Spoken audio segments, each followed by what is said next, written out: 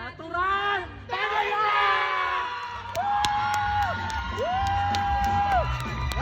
Philippines, naniningning ang kulay marikit na tunay, nag-iisa lumiliwanag.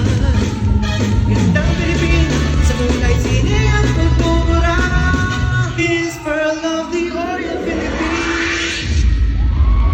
Mula sa lalawigan ng Tarlac, Henny Cortez.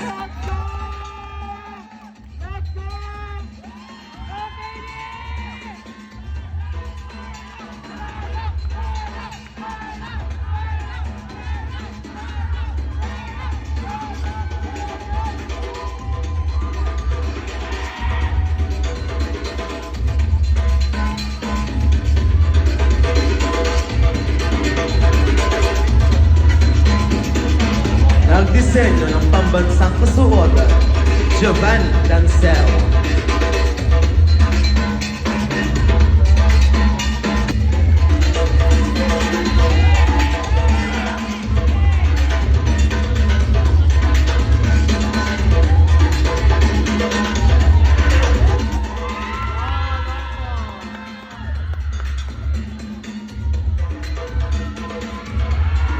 Mula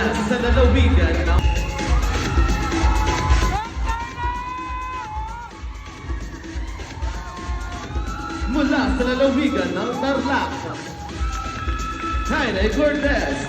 Si Jaime ay 22 taong gulang at may taas na 5 feet 8 at kasalukuyang nag-aaral sa CIT, Colleges of Paniki Foundation.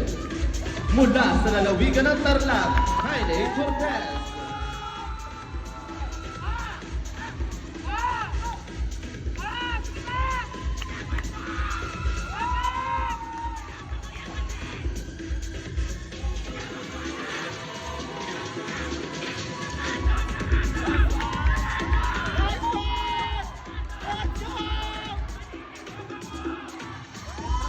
Mula sa lalawigan ng Bulacan, Jaime Cortez.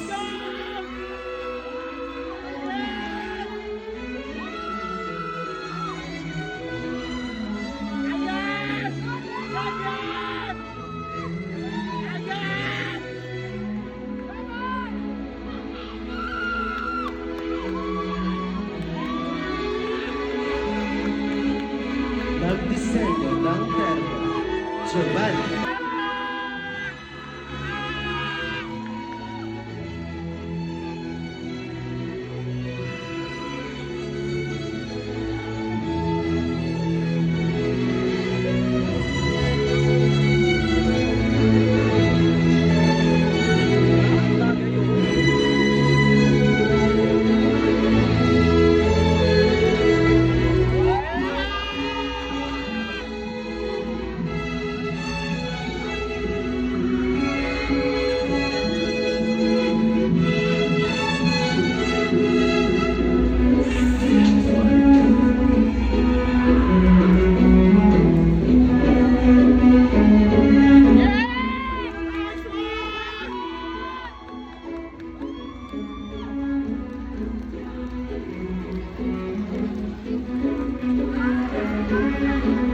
Mula sa lalawigan ng Bulacan, Dayan Alain Suguyo.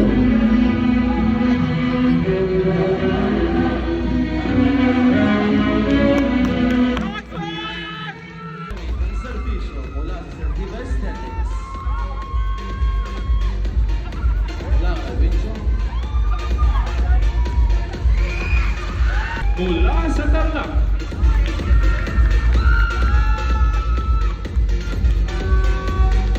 sa bumubuo ng ating top 10.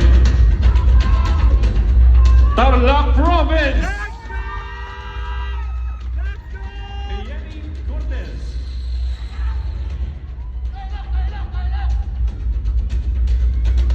Who is the...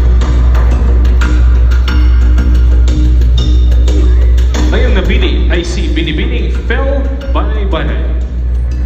Hello, good evening, Mr. Lac. Good evening po. So, the category of my question is, role models and Filipino values o mga huwaran ng pagpapahalagang Pilipino. So in English, my question goes, who do you consider as a modern day role model embodying Filipino values and why? So in Tagalog, sino sa tingin mo ang isang modernong panahong huwaran na nagpapakilala ng mga pagpapahalagang Pilipino at bakit? Good evening. In modern world, my role model is Miss Catriona Gray because I see her as a woman of courage, knowledge, and a woman who has a substance in life. She uses her platform for good. She possesses a strong work ethic. She strives to give her best to empower.